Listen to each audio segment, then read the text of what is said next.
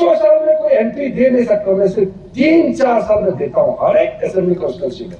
Problem ये है कि आप मालूम नहीं है, चर्चा नहीं होता है, ये क्यों है आप बताइए।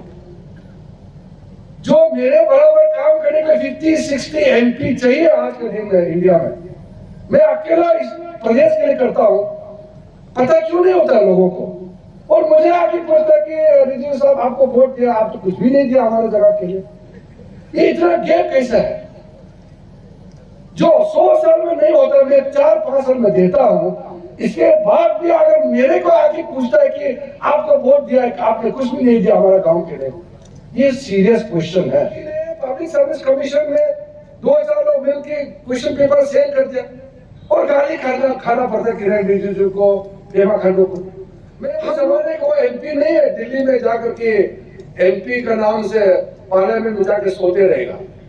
मैं पार्लियामेंट में जाके अरुणाचल के लिए बहुत गहराई से झंडा गाड़ के आया हूं, तो हटा नहीं सकता। पहले का एमएलए, मिनिस्टर, इंजीनियर, कॉन्ट्रैक्टर दिन भर दिन बाती खेलते रहेगा, पब्लिक के लिए सेवा कब करेगा। कहता हूं कि जो चीज मिला है उसको सेलिब्रेट करने का भी आपको मालूम होना चाहिए, जो नहीं मिला उसको भी मिलना है, जो मिल चुका है उसका भी तो आप याद रखना चाहिए। बैठा हुआ है, हम लोग किसलिए दिल्ली में बैठा है, आप लोगों ने क्यों एमपी बनाया, अकेले काम करने के लिए तो बनाया। ये एरिया है, ये वैसे भी बहुत खूबसूरत एरिया है, आपका नेशनल हाईवे बिल्कुल बगल में है। इसी एरिया में एक तरह से कल्चरल अवेयरनेस जो रिनेसा हुआ है यहाँ से शुरू हुआ है और कई ऑफिसर यहाँ से निकले हैं। उसमें से काफी ऑफिसर आपके एरिया के याचुली, यजाली, पीस्ताना, दीप डैम, ये एरिया के बहुत ऑफिसर यहाँ, नाम मैंने नहीं लिया, बहुत यहाँ बैठे हुए हैं। एक तरह से बहुत लीडिंग रोल यहाँ आप लोगों ने समाज के लिए प्ले किया है, अरुणाचल के लिए भी काम किया है। कभी कभी हम लोग बहुत एडवांस होने से भी कई चीजें हैं वो छूट जाता है, कर नहीं पाता है।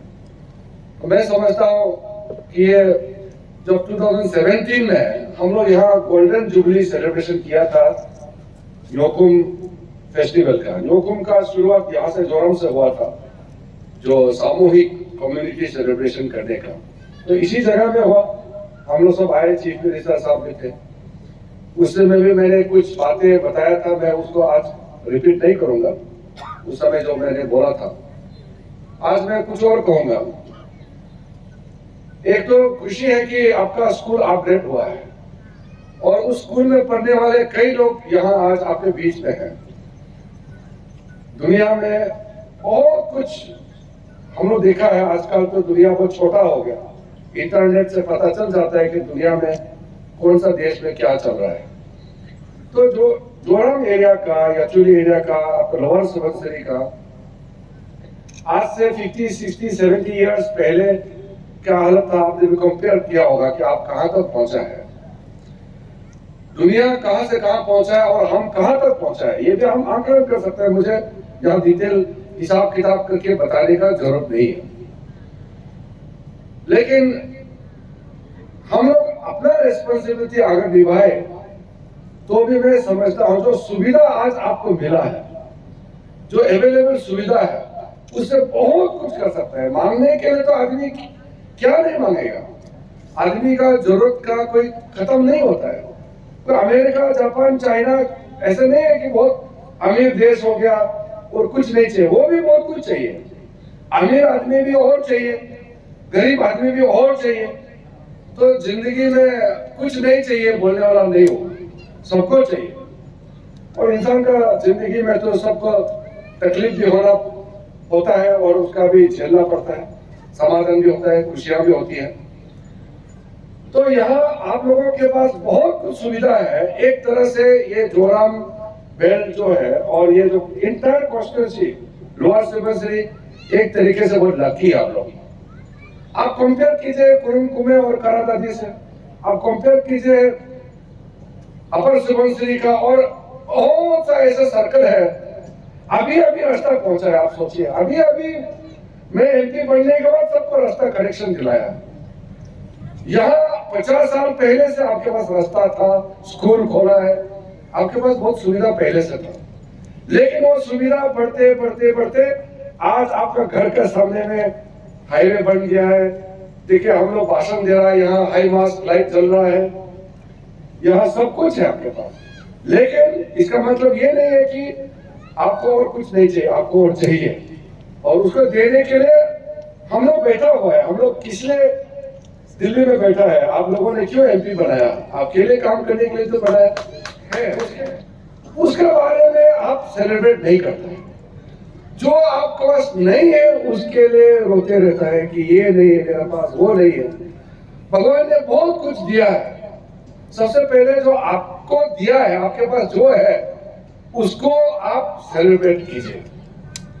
हम लोगों ने कितना मेहनत करके यहाँ गाड़ी रास्ता बनाता है, मोबाइल टेलीफोन का फैसिलिटी लाता है, और आप मोबाइल टेलीफोन का फैसिलिटी दे दिया, आपका इंटरनेट दे दिया, उसका अच्छा यूज नहीं करके वही इंटरनेट मोबाइल से फिर आदमी को गाली देता है। आपका पास में घर में सब कुछ सरकार की तरफ से सुविधा दिया है, उसका आप उपयोग नहीं कर पाता है। तो इसलिए समाज में कभी कभी गलत चीज हमको देखने को मिलता है। यहाँ मैं आपको कहना चाहता हूं, जब मैं 2004 में इलेक्शन के लिए मैं आए थे, जीरो में मीटिंग किया, यहाँ पे भी मीटिंग किया, यहाँ पे वो याचुली ग्राउंड में मीटिंग किया था, गेगांव अपंग साहब भी हमारे साथ में थे। आप लोगों को याद है कि नहीं उस समय का भाषण का रिकॉर्डिंग आपके पास है कि नहीं, मुझे तो नहीं मालूम, लेकिन मुझे तो याद है मैंने 2004 में याचुली ग्राउंड में जब पार्लियामेंट इलेक्शन हुआ था, उसमें मैंने क्या बोला था, जीरो से ईटानगर पहुंचने के लिए सिंगल रोड, वो भी जैसे जैसे कम से कम 8 घंटा आधा मारा जाकर के पहुंचता था। रास्ता अच्छा होने से तो उस समय भी 5 घंटा में पहुंच सकता था, लेकिन गड्ढा होने के बाद 8 घंटा लगता था। तो मैंने कहा कि देखिए इस हालत में तो अरुणाचल आगे नहीं बढ़ सकता है। सबसे पहले बेसिक बिजली, पानी, रास्ता, ये बेसिक होता है।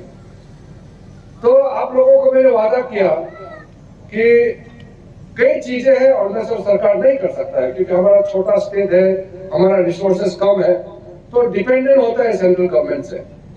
और मैंने उस समय बड़ा वादा किया था कि पार्लियामेंट में जाने से आगे कम से कम मैं 10-15 साल के अंदर में जीरो से ईटानगर रास्ता को हम इतना अच्छा कर देगा कि आप 3 घंटा में ईटानगर पहुंच सकते हैं, ऐसा करेगा उस समय बोला। और हर एक गांव को रास्ता कनेक्शन देगा, मैंने उस समय में कमिटमेंट दिया था।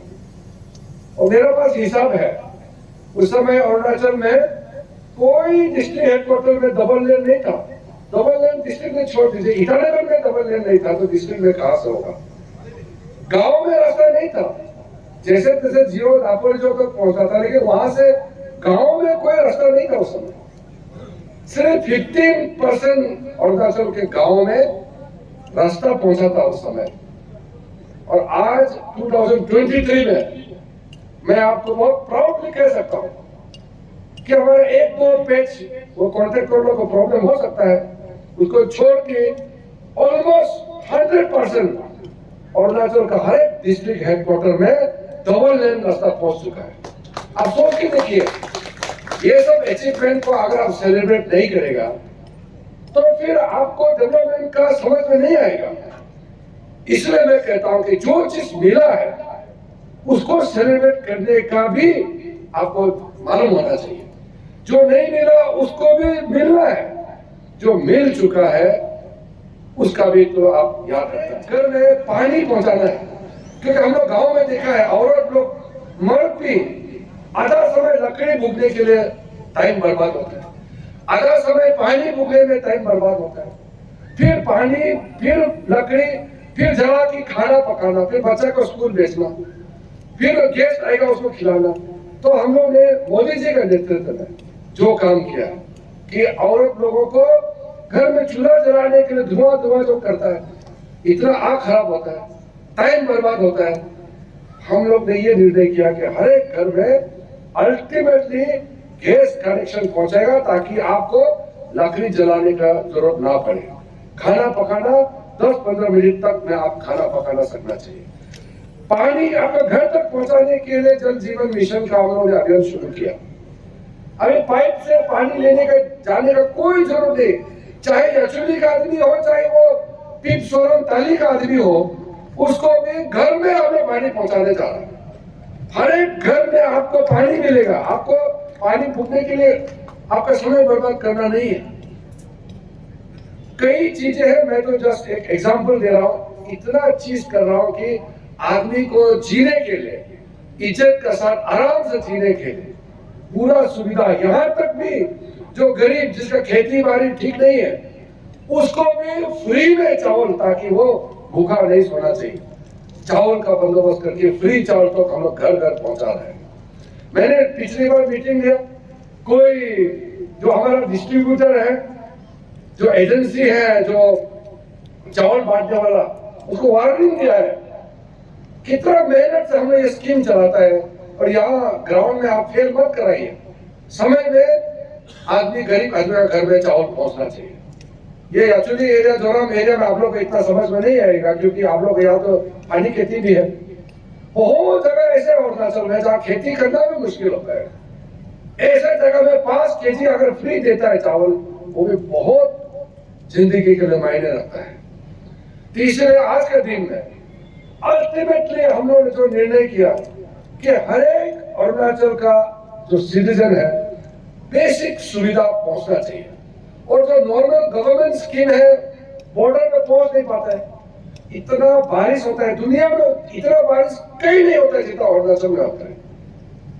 मैंने कल आने से पहले नितिन गडकरी जी से परसों मीटिंग किया। इंडिया का जो जितना टॉप ऑफिसर है रोड बनाने वाला, सबको बुला के बोला कि हमारा अरुणाचल में इतना करोड़ रुपया खर्चा करके रास्ता तो बनाता है, 2-3 साल में रास्ता टूट जाता है। और हम इतना अमीर देश अभी हुआ नहीं है। मोदी जी के नेतृत्व में हम अमीर देश बनने के लिए बहुत तेजी से आगे बढ़ रहा है।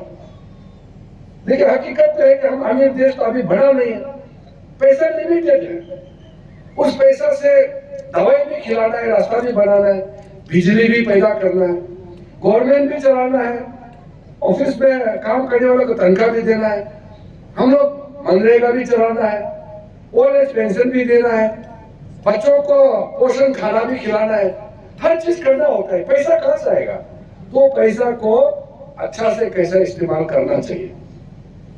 सारा ऑफिसर को मैंने बोला कि अरुणाचल में ये 2-3 साल में रास्ता टूट जाता है, नया टेक्नोलॉजी ढूंढना चाहिए, नया आइडिया ढूंढना चाहिए। अभी मैं तो आज सुबह आ रहा था, ईटानगर से यहाँ जोराम आ रहा था, तो मैंने देखा है कई जगह रास्ता बारिश से टूट चुका है और जगह जगह में ये जो लैंडस्लाइड आके रास्ता को डैमेज भी किया हुआ है।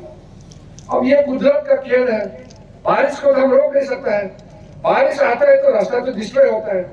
तो नया टेक्नोलॉजी हम क्या यूज कर सकते हैं, ये सब हम लोग कर रहे हैं, तरीका ढूंढ रहा है और उसका रिपेयरिंग करने के लिए फंड कहां से आएगा उसका भी व्यवस्था कर रहा है। यहाँ से जोराम से आप कोलोरियम तक का रास्ता मैं सोच रहा अभी अक्टूबर महीना में जाऊंगा।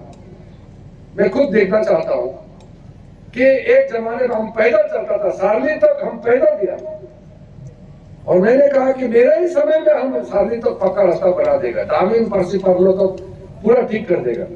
तो अभी मैंने रिपोर्ट तो लिया है, आप डीसी साहब यहाँ बैठा हुआ है लोअर सुबनसिरी का, आपको पूछिए मैं कितना रिव्यू मीटिंग लेते रहता हूँ, हर एक स्कीम का मैं रिव्यू देता हूँ, हर जगह पहुंच नहीं सकता है, मेरा पास समय नहीं मिलता है, लेकिन रिव्यू मीटिंग लेते रहता हूँ कि हमारा अरुणाचल में इतना मेहनत स्कीम जो हम लोग लाया उसका इम्प्लीमेंटेशन कैसे हो रहा है। तो लोअर सुबनसिरी में बाय एंड लार्ज स्कीम तो अच्छा चल रहा है। मैंने सेल्फ हेल्प ग्रुप का भी प्रॉब्लम सुना है, महिलाओं का, हम चाहते हैं कि हमारी महिलाओं का ताकत बढ़ना चाहिए। अब ये रास्ता, बिजली, पानी जो बेसिक नीड है पूरा करने के बाद हमारा अगला फोकस होगा मोदी जी के नेतृत्व में इनकम जनरेशन कैसे आगे बढ़ना चाहिए। इनकम जनरेशन के लिए यहाँ इंडस्ट्री लगना चाहिए, प्रोडक्शन सेंटर खोलना चाहिए, स्किल डेवलपमेंट होना चाहिए। अब ये लिखा मास यहाँ बैठा हुआ है, उसको पूछिए ये जो फूड पार्क हम लोगों ने खोला है तो हिसाब से नहीं मिलता है, लेकिन मैंने उस मंत्री था दिल्ली में, इसलिए वो जो संबंधित मंत्री फूड प्रोसेसिंग मिनिस्टर को बोला कि मैडम मुझे ये स्कीम चाहिए अरुणाचल में, किसी भी हालत में चाहिए, आप यूपी बिहार पंजाब कहीं भी आप अलग से दे दो, मगर ये स्कीम हमको चाहिए। और ऑफिसरों ने मना कर दिया, नहीं होता है, रूल के हिसाब से नहीं आता है, और ऑफिसर को मीटिंग रूम से हटा दिया मिनिस्टर ने, और जबरदस्ती वो फूड पार्क अरुणाचल को दिया है। ये सब चीज आसानी से नहीं होता है। अब उसमें इंडस्ट्री, अभी आपको जितना फूड प्रोडक्शन यहाँ से आएगा वहां आप उस प्लेटफॉर्म से दुनिया को आप सेल कर सकते हैं, वहां आपका हर प्रकार का फैसिलिटी मिलेगा, लाखों लोगों को फ्यूचर में जाके नौकरी एम्प्लॉयमेंट जनरेशन होगा। उसी प्रकार से नेक्स्ट टाइम में हम लोग यहाँ में और क्या कर सकते हैं, जो पहला तो रास्ता पहुंचाना है, तभी तो बाकी चीज आएगा। अब मैं समझता हूं कि हमारा इस एरिया में बिजली, पानी, खाना पीना, रास्ता, ये हम लोग ने लगभग पूरा कर दिया है। अब कुछ बचा है 5%, वो भी हम लोग पूरा कर देंगे। इसी साल दिसंबर तक अरुणाचल प्रदेश में 100% चाइना बॉर्डर में जो लोग रहता है, जो 8-9 दिन पैदल चल के आता है, वहां भी हम लोग 4G नेटवर्क टेलीफोन का फैसिलिटी अगले 5 महीनों में कंप्लीट करने जा रहे हैं। मैं अभी मीटिंग फिर लेके आया टेलीकॉम मंत्री के साथ में, पूरा ऑफिसर के साथ, कि ये डिफिकल्टी है, ये आसान नहीं है। मैं उस जमाने को एमपी नहीं है, दिल्ली में जाकर के एमपी का नाम से पार्लियामेंट में जाके सोते रहेगा। मैं पार्लियामेंट में जाके अरुणाचल के लिए बहुत गहराई से झंडा गाड़ के आया हूं, तो हटा नहीं सकता। हमारा इस समय में यहाँ एयरपोर्ट बन गया, रेलवे लाइन पहुंचा दिया, हाईवे बन गया, ये सब 10-12 साल के अंदर में हुआ है। ये ऐसा नहीं है हम वहां कोई टोकन मस्ती करने के लिए, वहां 3 पार्टी खेलने के लिए नहीं गया। आप पूछिए, हमारे दोनों मंत्री यहाँ बैठा हुआ है, मैं मेरा सामने में कोई बीजेपी के एमएलए मिनिस्टर ताश नहीं खेल सकता, मैं तो शुरू से बोला, मैं देख नहीं सकता। पहले का एमएलए मिनिस्टर, इंजीनियर, कॉन्ट्रैक्टर दिन भर 3 पार्टी खेलते रहेगा, पब्लिक के लिए सेवा कब करेगा? आप ऑफिसर है, तनख्वाह मिलता है, कॉन्ट्रैक्टर है, पैसा कमाया, एमएलए मिनिस्टर को आप मस्ती के लिए नहीं बनाया। हम लोग अपना रोल को बहुत सीरियसली लेना पड़ेगा, ये कोई मजाक नहीं है। इसलिए हम लोग फुर्ती करने का समय होता है, नाच गान करना, खाना पीना, वो ट्राइबल आदमी का अलग होता है, लेकिन हमारा जो ऑफिशियल पोजीशन है उसको हम मिसयूज नहीं कर सकते। इसलिए सदियों तक अरुणाचल के लिए जो फाउंडेशन हमने लगाया है पिछले कुछ सालों में, उससे हम अब नेक्स्ट फेज बहुत आगे जाने वाला है। आज के दिन में मोदी जी के नेतृत्व में जो अरुणाचल के लिए बड़ा बड़ा स्कीम योजनाएं तैयार किया है, उसका आने वाला दिनों में आपको देखने को मिलेंगे। एक चीज मैं अरुणाचल का राज्य सरकार के बारे में बोलना चाहता हूँ, हमारे यहाँ में पैसा का कमी नहीं है, हमारे यहाँ काम का कोई कमी नहीं है। मैं खुद देखता हूँ, हमारा यहाँ के जो मुख्यमंत्री है पेमा खांडू जी, उनके टीम 2 मिनिस्टर्स यहाँ बैठे हुए हैं, उनके साथ में काम करने वाला एमएलएस है, सीनियर ऑफिसर है। पहले का समय और अभी का काम में भी बहुत आपको फर्क नजर आएगा। अभी ये जो बारिश समय खत्म होते ही चीफ मिनिस्टर साहब से डिस्कस किया है, सरकार जनता का सेवा में, पहले एक बार किया था सरकार आपके द्वार, अभी सरकार जनता का सेवा में ये अगले 1-2 महीने में शुरू करने वाले हैं। गवर्नमेंट पूरा गांव में तो जाएगा और पब्लिक का बीच में जा करके हर एक स्कीम का पहलू, उसका कहां तक नतीजा पहुंचा है, उसको देखने के लिए बहुत सीरियसली हम लोग सोच रहे हैं। पेमा खांडू जी के नेतृत्व में जो रिफॉर्म्स लाया है, वो खुद अपना भाषण में बोलते हैं, मैं क्योंकि इतना समय नहीं लेना चाहता हूँ, डिटेल नहीं बोलना चाहता हूँ। कई रिफॉर्म्स लाए हैं। पहले तो एमएलए मतलब क्या है, वोट क्यों मारता है एमएलए को, बोलता है आपको हम वोट देगा, आप हमको नौकरी दो। तो एमएलए का काम नौकरी बांटना नहीं होता है। इवन ऑफिसरों को करप्शन करने के लिए कौन मजबूर करता है? ऑफिसर मान लो कोई चीफ इंजीनियर हो गया, कोई एग्जीक्यूटिव इंजीनियर, डायरेक्टर या कोई जॉइंट सेक्रेटरी हो गया, वो परिवार वाला भी आ जाता है कि आप एग्जीक्यूटिव इंजीनियर हो गया, हमारा किसी को आईपीओ में डाल दो। कोई चीफ इंजीनियर हो गया, उसका रिलेटिव आएगा, उसको बोलेगा आप चीफ इंजीनियर है, मेरा आपका कोई आदमी को यहाँ एलडीसी बना दो। कोई एपीसीएस में नौकरी जो देने के लिए कमीशन बनाया, वहां में बिक्री कर रहा है, नौकरी क्वेश्चन पेपर सेल कर रहा है। तो ये आप सोचिए, ये कौन कर रहा है? हमारा आदमी लोग नहीं कर रहा है, अरुणाचल का आदमी तो कर रहा है, कोई यूपी बिहार तमिलनाडु का आदमी आके नहीं कर रहा है। इसलिए मैंने उस समय स्टेटहुड डे में भी बोला है, हमारा भारत का राष्ट्रपति प्रेसिडेंट ऑफ इंडिया आदरणीय द्रौपदी मुर्मू जी के सामने भी मैंने ये बात को ईटानगर में कहा कि मैं तो चोरी नहीं करता, मुझे तो कोई घूस दे नहीं सकता है, और हम कल को एमपी छोड़ देगा तो हम तो गांव में जाके बैठेगा। हमारा जो ऑफिसर है, ऑफिसर के माध्यम से काम चलता है, पॉलिसी बनाता है सरकार, इंप्लीमेंट करता है हमारा ब्यूरोक्रेसी।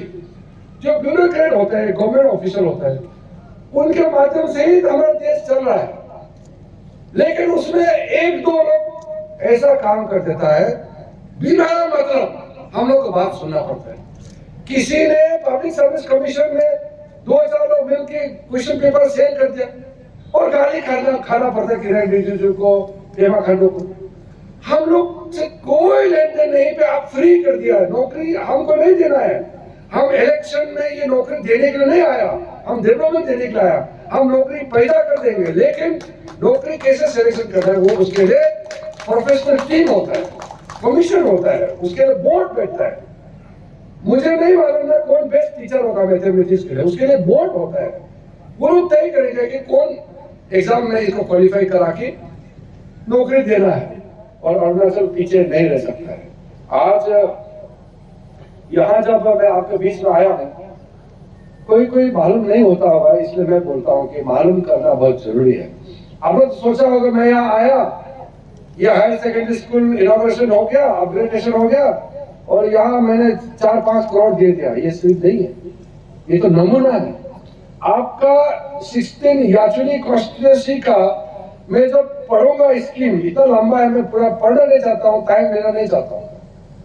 सिर्फ ये माइनॉरिटी अफेयर्स में मैं जब ये 2 साल पहले ये विभाग में देखता था, माइनॉरिटी, उसी समय में आप सोचिए infrastructure development act government higher secondary school Zoram, जो आज क्या है 4.82 crore, infrastructure development act government upper primary school Tom, इन वो भी 4.5 crore, infrastructure development act government upper primary school Jat village, infrastructure development act government middle school dam, water supply at Tap village, infrastructure development of Delhi party middle school.